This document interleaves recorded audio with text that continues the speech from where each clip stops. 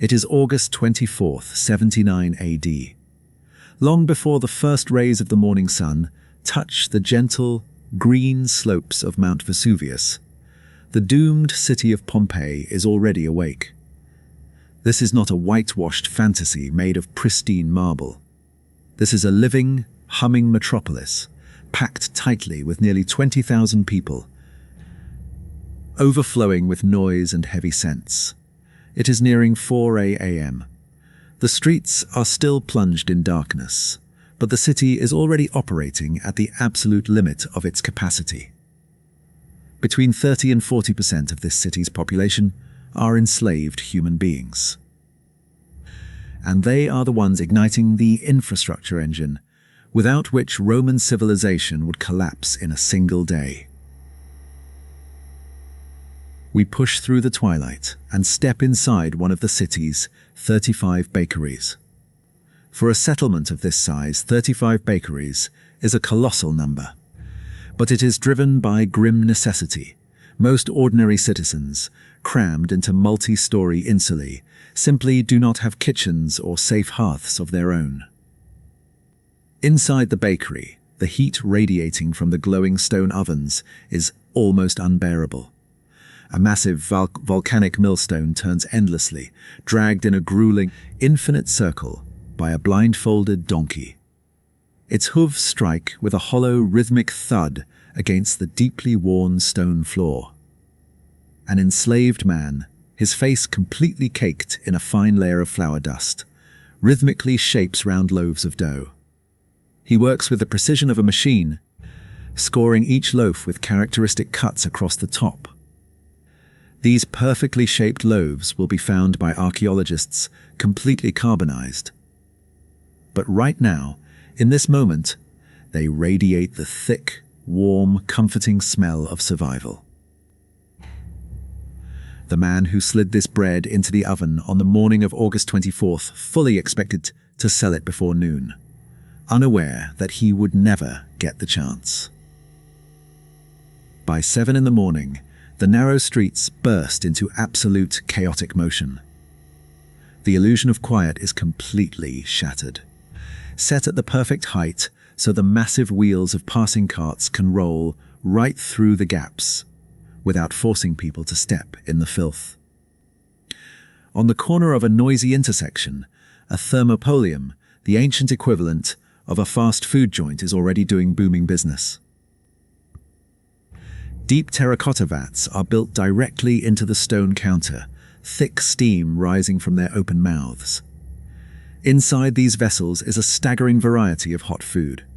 Duck, pork, fish, snails, and beef, all heavily seasoned with local spices.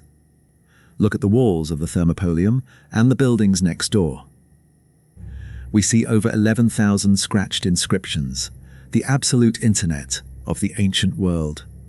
Election campaigns, personal insults, poetry and merchant reviews cover the colored plaster. A man named Successus left a sincere declaration of love here for a barmaid named Iris. But the real shock of historical realism hits when we examine the paradoxical hygiene of this great society. Tucked away from the food stalls is the Phylonica, where the Romans washed their clothes. The primary cleaning agent of the Roman world was not soap, but caustic ammonia harvested directly from human urine. Clay pots stood on street corners specifically for passers-by to relieve themselves into.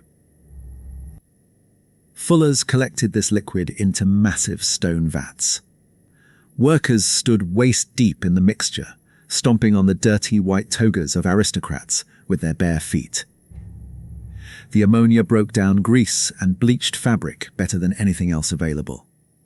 Astonishingly, the Romans used this exact same fermented liquid, mixed with pumice powder, as toothpaste. And it worked. This great civilization, which engineered magnificent aqueducts, maintained its dazzling smiles using waste from public latrines. Methane gas building up in the sewers below these seats would sometimes literally explode.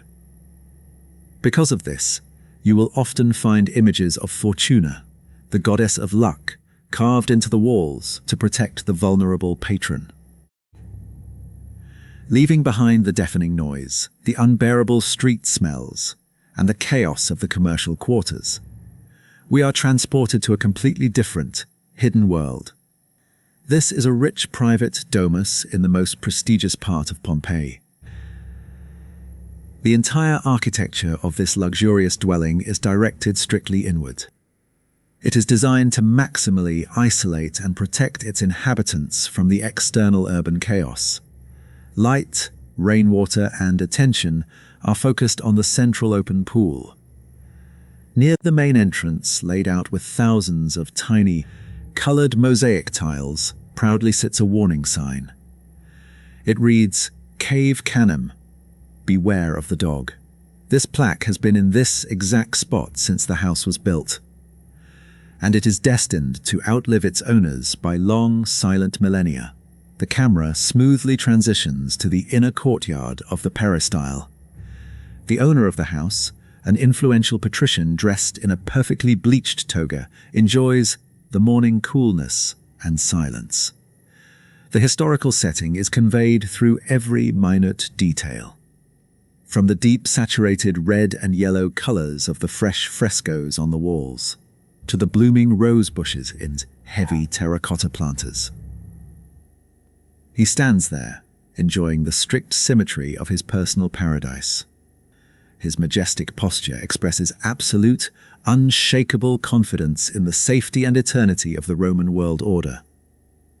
Then, he slightly turns his head, listening to a strange, unnatural silence emanating from the domestic fountain, in which the water has suddenly vanished. At the exact same time, in the hidden women's quarters, a meticulous morning beauty ritual is unfolding. On a carved vanity table, bronze tweezers and bone hairpins are elegantly arranged. Beside them, flawlessly polished metal mirrors and tiny glass perfume bottles. Bottles that will retain faint traces of their scents, even after being excavated centuries later. However, the most expensive and elite jars in this house contain something that would absolutely shock a modern person. Famous Roman matrons use for their skincare not only exotic oils, but sweat mixed with dead skin and dirt, scraped with a special metal tool, a strigil, from the bodies of famous gladiators after their bloody fights. High society women pay colossal sums to rub this substance into their faces, sincerely believing that the animalistic strength and vitality of a mighty fighter will mystically transfer to them. The gladiators themselves are just a few blocks away, in their strict barracks south of the large city theatre. Contrary to popular modern myths about frightened slaves forced to the slaughter, the best fighters of Pompeii are professional, highly paid athletes. Their glorious names are scratched onto city walls, and noble women secretly dedicate love poems to them.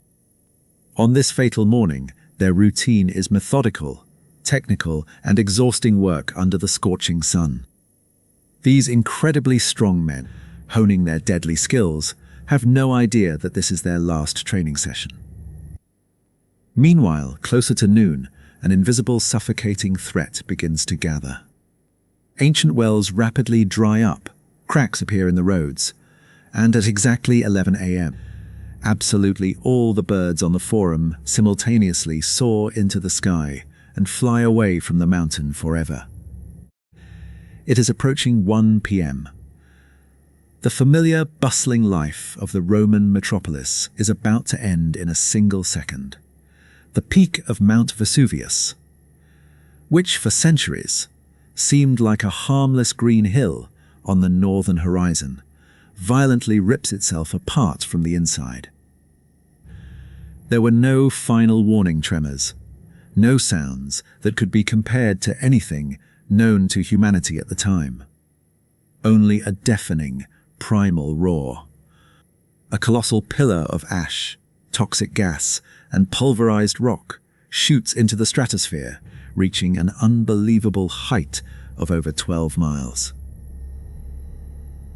The awakened volcano expels 1.5 million tons of material every single second, instantly sealing the sun behind an impenetrable curtain. The camera smoothly drifts back into the courtyard of the wealthy domus, where exquisite luxury brutally collides with the encroaching apocalypse. Pumice, small, porous volcanic stones, begins to fall from the blackened sky like a deadly grey hail. The patrician freezes, physically unable to comprehend the grand scale of the unfolding horror. His perfect inner peristyle, carefully balanced by strict geometry, is covered in a thick layer of burning ash right before his eyes. He listens in terror to the deafening roar of thousands of stones endlessly drumming against the terracotta tiles of his ancestral estate. The historical setting is ruthlessly annihilated by nature. Masterfully carved marble statues of ancient gods are coated in a scratching, dirty film. Out on the tight, winding streets, unimaginable panic breaks out. But this is not the end yet. This first phase of the eruption is the only open window for survival. The pumice is accumulating at a terrifying rate of 6 inches per hour. We see the simple city baker from earlier. He is frantically wrapping his head in thick linen cloth, trying to protect his face and eyes from the merciless hail. He grabs only the bare essentials, abandoning his hot oven and his unfinished bread, and fights his way through the crazed crowd toward the southern city gates, not even looking back at his life's work. Those who made the instant, instinctive decision to run through the stone rain right now will be almost the only survivors of this nightmare. At the exact same certainty, hundreds of other residents are making their fatal, irreversible choice, firmly believing in the unbreakable strength of advanced Roman architecture and massive stone walls. They decide to wait out the natural storm inside. In the thick gloom, illuminated only by the dim flame of oil lamps, they hurriedly hide their life savings. Treasures and heirloom gold jewelry, buried deep under stone floors, treasures their rightful owners will never return for in the history of the world. Outside, the level of disaster is rising at terrifying speeds. The narrow streets fill with a loose layer of pumice that reaches the knees, then the hips.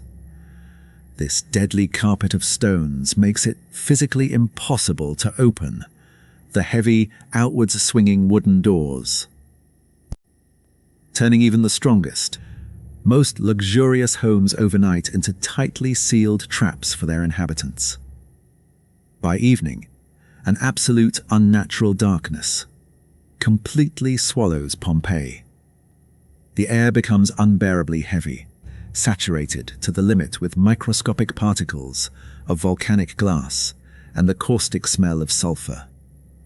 From all sides, out of the darkness, comes the horrifying, hollow crack of massive wooden roof beams, breaking one by one with a deafening crash under the multi-ton weight of accumulated volcanic rock.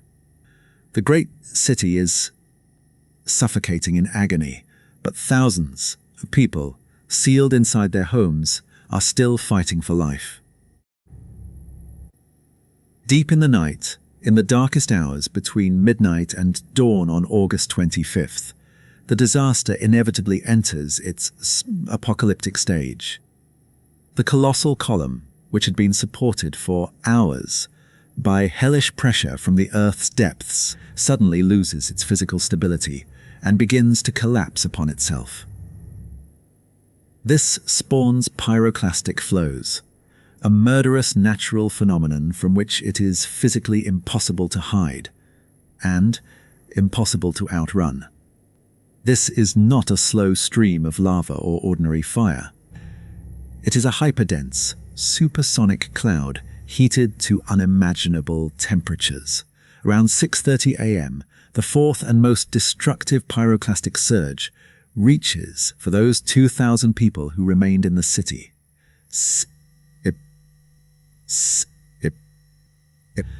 Sincerely hoping to wait out the trouble behind the thickest stone walls. The end comes much faster than the human brain is even capable of processing. The flash of pain.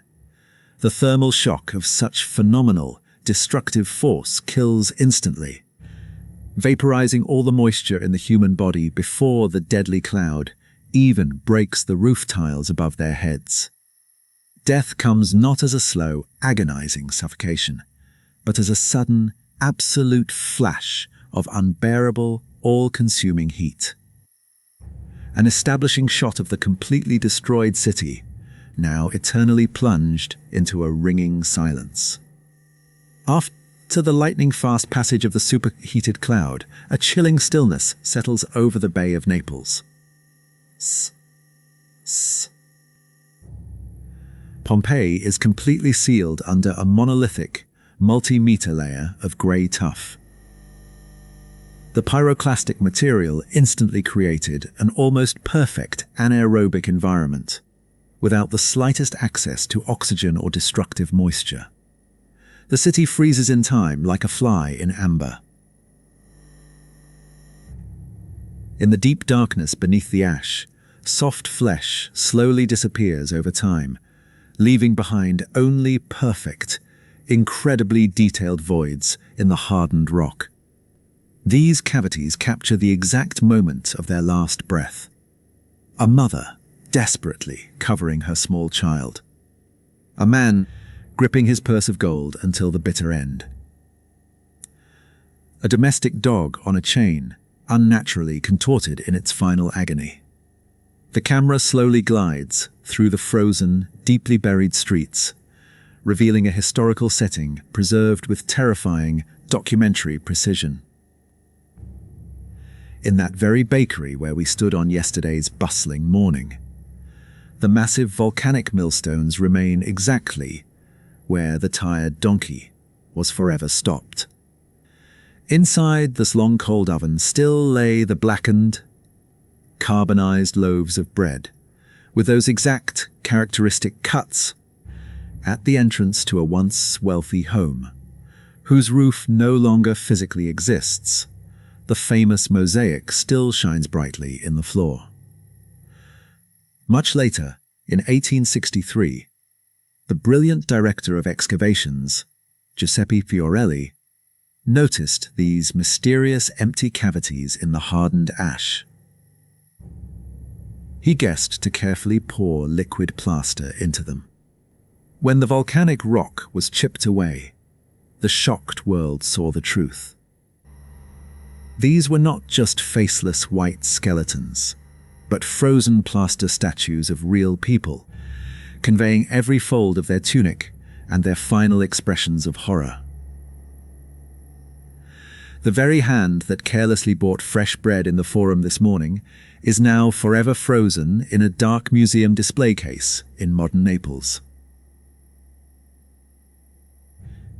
This deeply tragic scene from the ancient past is permanently imprinted in stone.